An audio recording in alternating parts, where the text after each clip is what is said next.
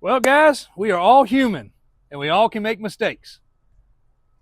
This truck right here, we've had for so long, and literally almost lost it at one point. We forgot where it was at, because Matt had it hidden in the back of his shop.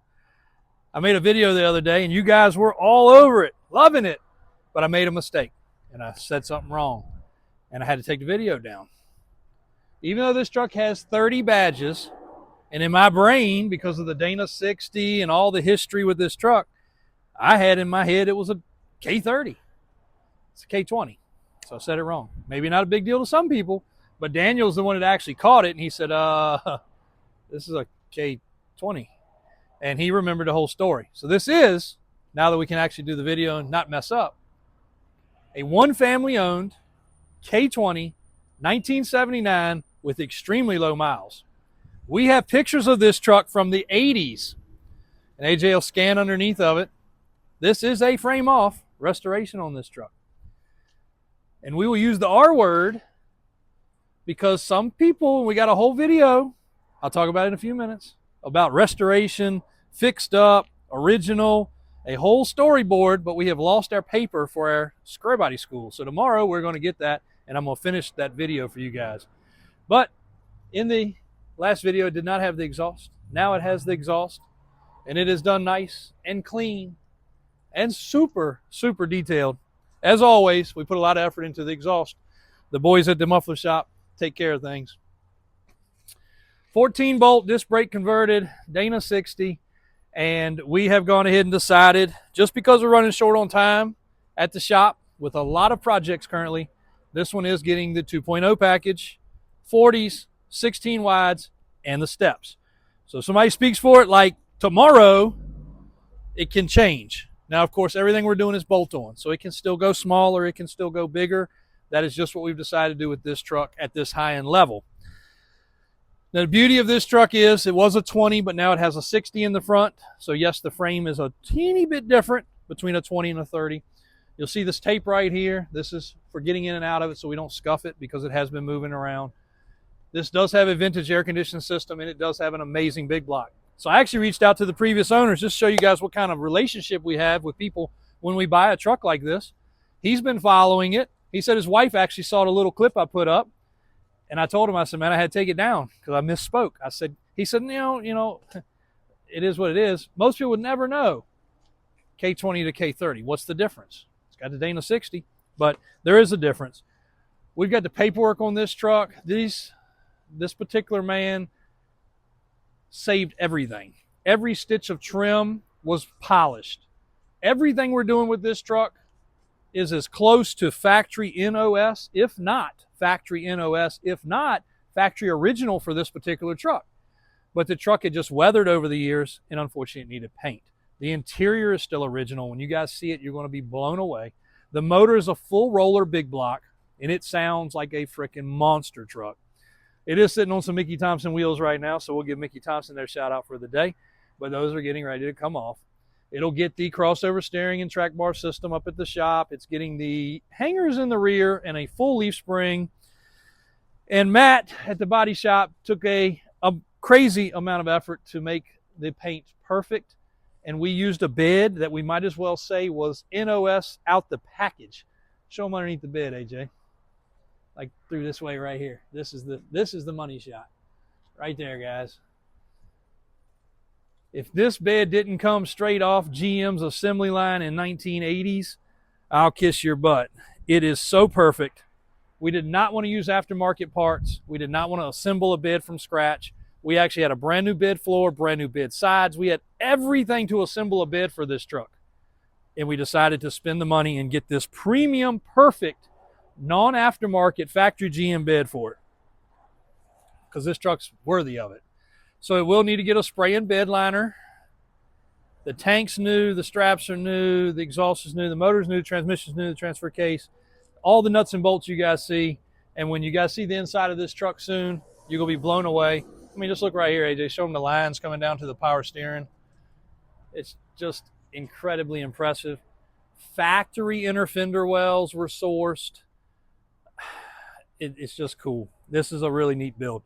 So the video that I'm getting ready to show you guys, and I'm going to do it when I go across the street, I've been working on since January. I was sitting down on a day that was like 0 degrees covered in ice, calling these restoration companies around the country, talking about restorations, not just with truck guys, with car guys, guys you see on TV, a couple of the TV show shops I talked to.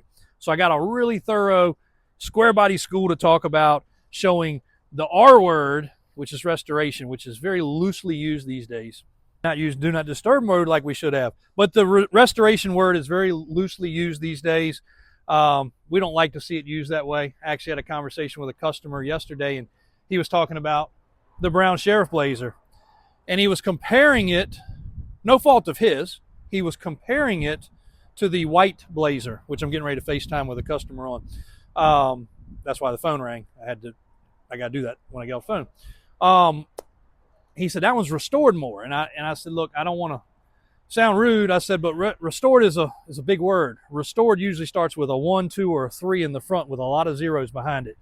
I said it's fixed up, it's repainted, but it's not restored. So I want to break that down. I even go back to some of my old videos. You know, you use words really loosely, and once you realize and learn more, and like I said, some of these guys that I talk to restore Chrysler cars. You might know them from a TV show. Another one does very high-end Camaros and Trans Ams. Another one of them does a lot of everything, different kinds of trucks and cars. So we talked about a lot of things, and I got some really good information across the board, also some pricing and some different things to chat about. So that's going to be a really interesting video. So I'm going to let AJ get this up to Daniel because he's ready to get this thing in the shop. We hate that it's in the rain. Hadn't seen rain in ages. Been inside a building, and that building, and that building, and Daniel's building, and the storage building, and Matt's building, and my building. So we want to get it out of the rain and get that truck wrapped up. Trim on the bed, tail lights, bed liner, and then Davis off-road touches. Windy, you guys see that flag freaking flying? We'll try to get this video done before we have another freaking downpour. Auction Nightmare. Sold. Headed to its new home, and I was very specific. So make sure you watch all the videos. The guy has been watching all the videos from the day we got that truck. So if you're a new follower, scroll back to one of our most popular videos. You'll see Auction Nightmare. Rolled across the red carpet at a high-end auction. It should not have rolled across the carpet of the bathroom somewhere at that time. Usually when a truck comes in, even a nice truck, even a truck that we might pay $70,000, $80,000, $90,000 for, let's just say that, in the world of a Squarebody, pay now, purchase for that price. And the customer says, this truck's super nice, it's great. I spent 5 years building it, you're gonna love it. We have appreciation for everybody's work. Good, bad, and indifferent. But usually it still comes in. Alvin's getting the 7.3 cleared up. And we still have to, I don't know, let's just say we have 5 punch list items. It probably has a door out of adjustment. It probably has the last one, I'll just use the last one as an example. The filler neck, when they put it in, when they were building the truck, they put 1 screw in it, so it was kind of cocked and it needed 3. The bumper was out of adjustment, 1 door was out of adjustment, and the blower didn't work on high speed, and there was one other thing. It's like 5 checklist items. Now this was a truck that we paid darn near $100,000 for. So nothing's perfect, and that's okay. Sometimes they're not perfect at any point ever. This truck had 42 line items that needed to be done. 42. I went back and counted the sheet. My uncle chuckled when he saw it. This was back when my Uncle David was still working here, because that was the first draft, which was like 30 some, and then we found out more things and we did more things. This truck was represented, and the reason it went so viral is I put the video up of it rolling across, frame off restored, super cut. I mean, all the words that should have never been used. And that's what's leading me to this restored, fixed up, original, this video of how we should learn to use terms, even ourselves. Like I said, we use terms loosely sometimes. They mean something different to everybody. Before we go too far either, also got this cool step van. Cummins diesel, built in. We're getting some awesome, let me show you guys real quick, because I'm afraid the rain's coming. We're getting some awesome work trucks. This thing's only got 30,000 miles. Air ride seats, It's got a extra seat in the back, extra storage in the back, and it's got a built-in inverter and a full walk-in system inside, hitch on the back, another basically a mobile workshop. I know a lot of you guys that are followers are also guys that own businesses. This thing is super freaking cool. Michelin tires, look like they were put on it yesterday. This was another power company truck, so the maintenance is superb. I don't know what's going on with our window stickers here, but this one is already soaking wet, so we got to peel that off. It was just put on there an hour ago. That's how much rain we've had, guys. AJ just put this thing on there. Anyway, back to Auction Nightmare. So I'm going to do a photo shot of this thing before it leaves and show you guys what you see on Marketplace, and then when you really see it up close, what it really looks like. I don't know, you're not even the video, you're not gonna probably be able to see it properly. But Auction Nightmare is a nice truck now. After all those punch list items, after all the repairs, after going through just about every form of shop that we have or that we own or that we deal with, it's finally a decent truck. It's an 87 red short bid V10 square body. But I have a lot of customers that call and say, oh, I watched one go through Barrett-Jackson and it didn't bring much. If a vehicle goes through an auction where there's tens of thousands of people in some cases, and then there's online hundreds of thousands of people and it doesn't bring the money, there's a reason. We bought this sight unseen. Shame on us. We did not even call out the place, though we have another similar situation now. And I'll walk through the lot here because I gotta get to the other side over here to get a VIN number real quick. So we got another situation right now with a truck, and I don't want to disclose which one it is until I have time to do the video. But you guys have not seen it yet. It's not been in any videos. But a dealer called me and says, hey, I usually flip stuff at the auction. And I kind of hate dealing with the auction because they take all the fees. Would you be interested in getting some of my trucks? I said, sure. But I was clear. I don't want a cobbled up piece of crap. Guess what I got? A cobbled up piece of crap. This truck had almost as many punch list items as the red one. It's still being worked on 2 months later. When it got here, it was not even safely drivable. The lift kit had been installed. It was atrocious. They threw some tires and wheels on it. They put lipstick on a pig. And it's just another example of it looked good. It was a fair deal. I don't want to say the dealer was completely misrepresenting it wrong, but he surely didn't disclose everything. We're going to make it right. We're going to fix it up. It's going to be an okay truck. You can't win them all, but that's the kind of crap that's out there. We've got a guy attending Barrett-Jackson this weekend.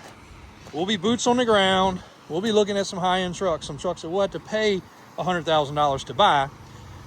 They're going to be worth $100,000, or we're not going to buy them.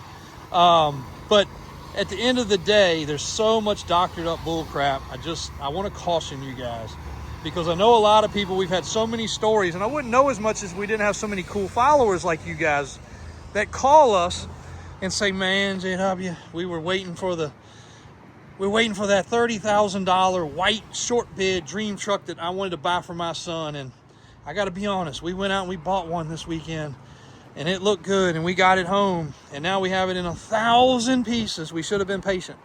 It happens. But the worst ones are when the guys call and you got 40, 50, 60-year-old adult men just about crying on the phone because of how bad they were taken advantage of. And things are getting more expensive. Vehicles are costing more. Parts are costing more. It's just the world we're living in currently. But just be good. And I was talking with another guy that's in a similar business the other day, and I said, you know, the worst problem we have is trying to be as descriptive as possible. And he said, Jeb, I bought a lot of things in life. And he said, I came to you from your videos, and he said, I think you guys do about as good as you can. I think our videos help a lot. Videos can't show everything. Sometimes FaceTime can't show everything, but we try our best to go over all that we can and show all that we can so you guys know what you're looking at. And what I'm getting at with this is, even if you don't buy from us, take the same time to do that. Before you travel a couple states away, get the guy to FaceTime you. Get the guy to get up under it and take some pictures. If the person is neglectful of doing that, they're hiding something. They're 1,000,000% hiding something. So just take that extra time, that extra effort. Tomorrow's video, I've got a couple really good testimonials that I've had text to me. We had a guy today hook us up with a couple Mickey Thompson tires we've been looking for. And he said, Jeb, I love what you guys do and how much you give back to people and how much you did with Mickey Thompson. He's giving us the tires. Love it. Super nice guy. I had a great texting conversation with him. He's seen all my boo-boos and my fall downs and everything else that's been happening recently. Got another funny story about some fireworks. We got a lot to tell you guys, got a lot to show you guys. And tomorrow, hopefully the weather will be better. My eye is just about healed to where I don't have to wear sunglasses. And we'll be back to some normal content and some fun and some square bodies and hopefully some beautiful weather. See you guys tomorrow. John Dowdy finishing up his day's work. Hey. John's gonna be our official storyboard writer. You guys are gonna be impressed when you see what he came up with. Give him a thumbs up, John.